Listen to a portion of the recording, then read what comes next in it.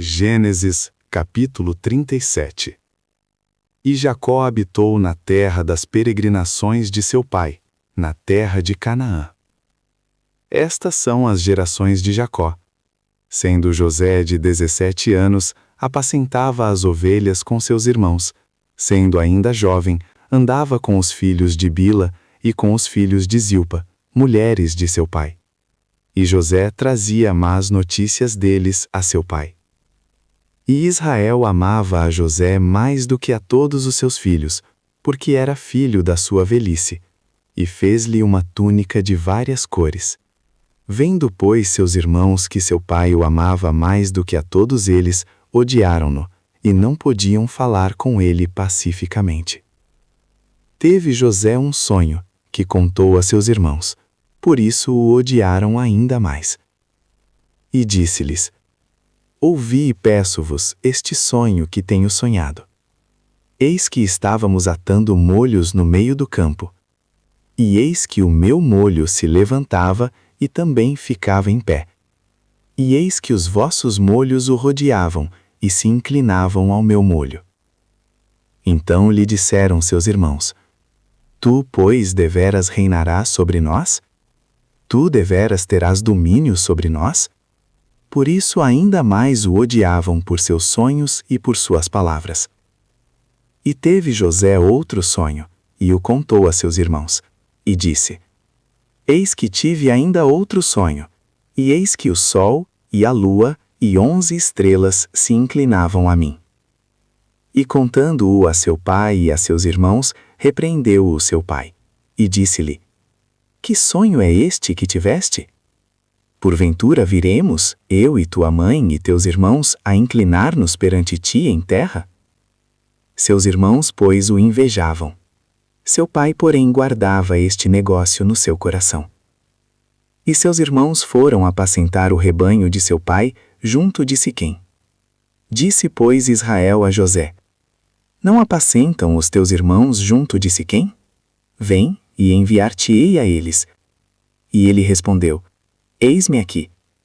E ele lhe disse: Ora vai, vê como estão teus irmãos, e como está o rebanho, e traze-me resposta.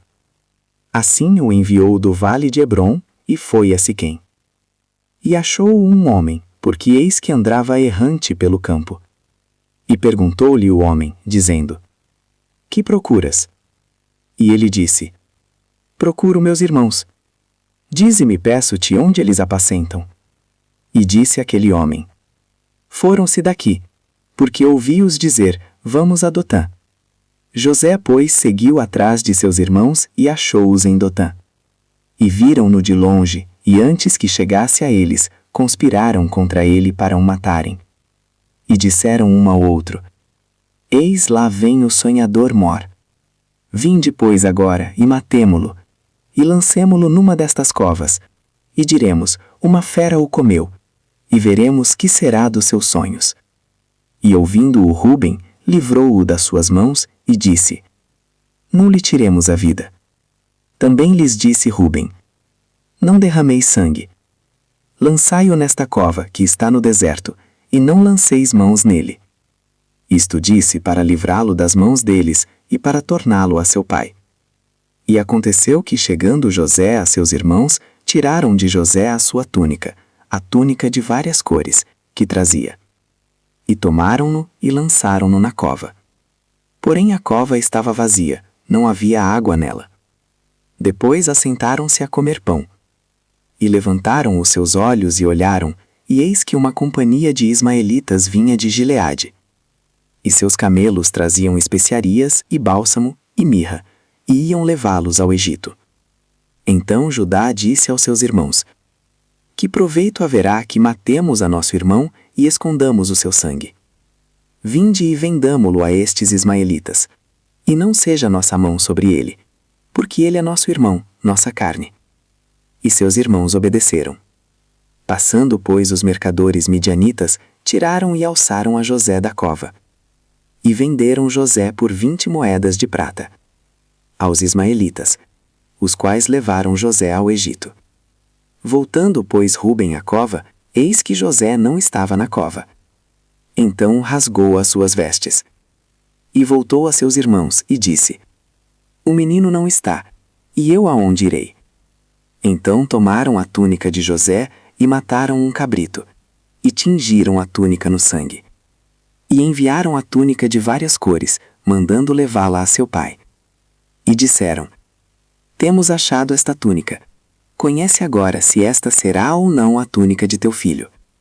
E conheceu-a, e disse: É a túnica de meu filho.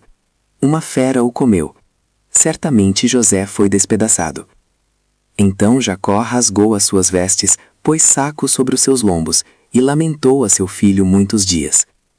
E levantaram-se todos os seus filhos e todas as suas filhas, para o consolarem. Recusou, porém, ser consolado, e disse: Porquanto com choro hei de descer ao meu filho até a sepultura. Assim o chorou seu pai. E os midianitas venderam-no no Egito. A Potifar, oficial de Faraó, capitão da guarda. Gênesis capítulo 38. E aconteceu no mesmo tempo que Judá desceu de entre seus irmãos e entrou na casa de um homem de Adulão, cujo nome era Ira. E viu Judá ali a filha de um homem cananeu, cujo nome era Sua, e a tomou por mulher, e a possuiu. E ela concebeu e deu à luz um filho, e chamou o seu nome E tornou a conceber e deu à luz um filho, e ela chamou o seu nome Onã. E continuou ainda e deu à luz um filho, e chamou o seu nome Selá. E Judá estava em Quezibe quando ela o deu à luz. Judá, pois, tomou uma mulher para o seu primogênito, e o seu nome era Tamar. Porém, o primogênito de Judá, era mau aos olhos do Senhor, por isso o Senhor o matou. Então disse Judá a Onã: Toma a mulher do teu irmão, e casa-te com ela, e suscita descendência a teu irmão. Onã, porém, soube que esta descendência não havia de ser para ele, e aconteceu que, quando possuía a mulher de seu irmão, derramava o sêmen na terra, para não dar descendência a seu irmão. E o que fazia era mal aos olhos do Senhor, pelo que também o matou. Então disse Judá a Tamar sua nora: Fica-te viúva na casa de teu pai, até que Selá, meu filho, seja grande, porquanto disse, para que porventura não morra também este como seus irmãos. Assim se foi Tamar e ficou na casa de seu pai. Passando-se, pois, muitos dias, morreu a filha de Sua, mulher de Judá, e depois de consolado, Judá subiu aos tosquiadores das suas ovelhas em Timna, ele e Ira, seu amigo, o adulamita. E deram aviso a Tamar, dizendo: Eis que o teu sogro sobe a Timna a tosquiar as suas ovelhas. Então ela tirou de sobre si os vestidos da sua viuvez e cobriu-se com o véu, e envolveu-se e assentou-se à entrada das duas fontes que estão no caminho de Timna, porque via que Selá já era grande e ela não lhe fora dada por mulher.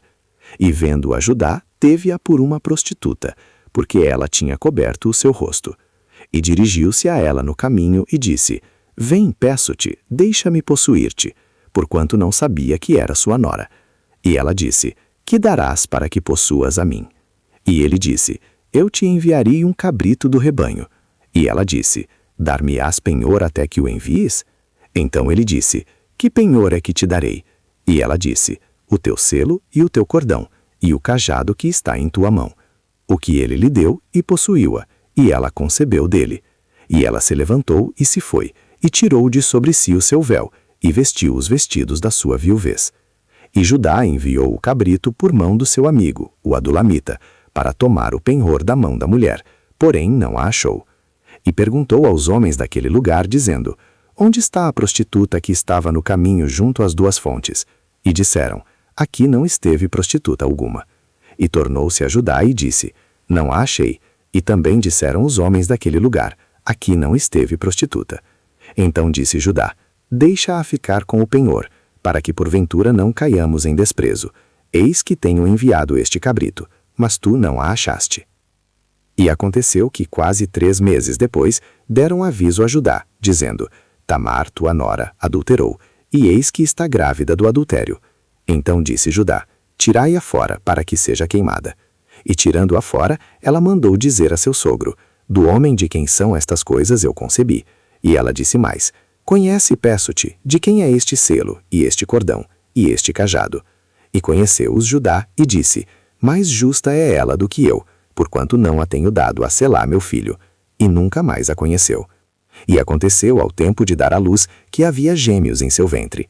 E sucedeu que, dando ela à luz, que um pôs fora a mão, e a parteira tomou-a, e atou em sua mão um fio encarnado, dizendo: Este saiu primeiro. Mas aconteceu que, tornando ele a recolher a sua mão, eis que saiu o seu irmão. E ela disse: Como tu tens rompido, sobre ti é a rotura. E chamaram o seu nome Pérez. E depois saiu o seu irmão, em cuja mão estava o fio encarnado, e chamaram o seu nome Zerra. Gênesis capítulo 39. E José foi levado ao Egito. E Potifar, oficial de Faraó, capitão da guarda, homem egípcio, comprou-o da mão dos ismaelitas que o tinham levado lá. E o Senhor estava com José, e foi homem próspero, e estava na casa de seu senhor egípcio. Vendo, pois, o seu senhor que o Senhor estava com ele, e tudo o que fazia o Senhor prosperava em sua mão, José achou graça em seus olhos, e servia-o. E ele o pôs sobre a sua casa, e entregou na sua mão tudo o que tinha. E aconteceu que, desde que o pusera sobre a sua casa e sobre tudo o que tinha, o Senhor abençoou a casa do egípcio por amor de José. E a bênção do Senhor foi sobre tudo o que tinha, na casa e no campo.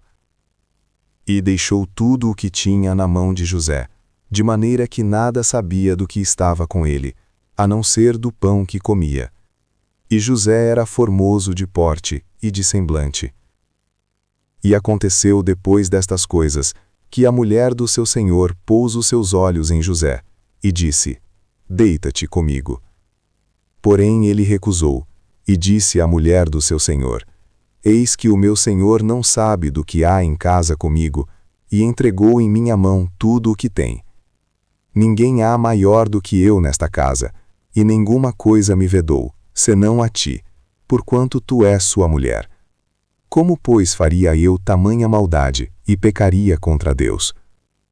E aconteceu que, falando ela cada dia a Josué, e não lhe dando ele ouvidos, para deitar-se com ela e estar com ela, sucedeu num certo dia que ele veio à casa para fazer seu serviço, e nenhum dos homens da casa estava ali. E ela lhe pegou pela sua roupa, dizendo: Deita-te comigo. E ele deixou a sua roupa na mão dela, e fugiu, e saiu para fora. E ela pôs a sua roupa perto de si, até que o seu senhor voltou à sua casa. Então falou-lhe conforme as mesmas palavras, dizendo: Veio a mim o servo hebreu que nos trouxeste, para escarnecer de mim. E aconteceu que, levantando eu a minha voz e gritando, ele deixou a sua roupa comigo, e fugiu para fora. E aconteceu que, ouvindo o seu senhor as palavras de sua mulher que lhe falava, dizendo: Conforme a estas mesmas palavras me fez teu servo, a sua ira se acendeu. E o senhor de José o tomou, e o entregou na casa do cárcere, no lugar onde os presos do rei estavam encarcerados. Assim esteve ali na casa do cárcere. O Senhor, porém, estava com José, e estendeu sobre ele a sua benignidade, e deu-lhe graça aos olhos do carcereiro Mor. E o carcereiro Mor entregou na mão de José todos os presos que estavam na casa do cárcere, e ele ordenava tudo o que se fazia ali. E o carcereiro Mor não teve cuidado de nenhuma coisa que estava na mão dele, porquanto o Senhor estava com ele, e tudo o que fazia, o Senhor prosperava.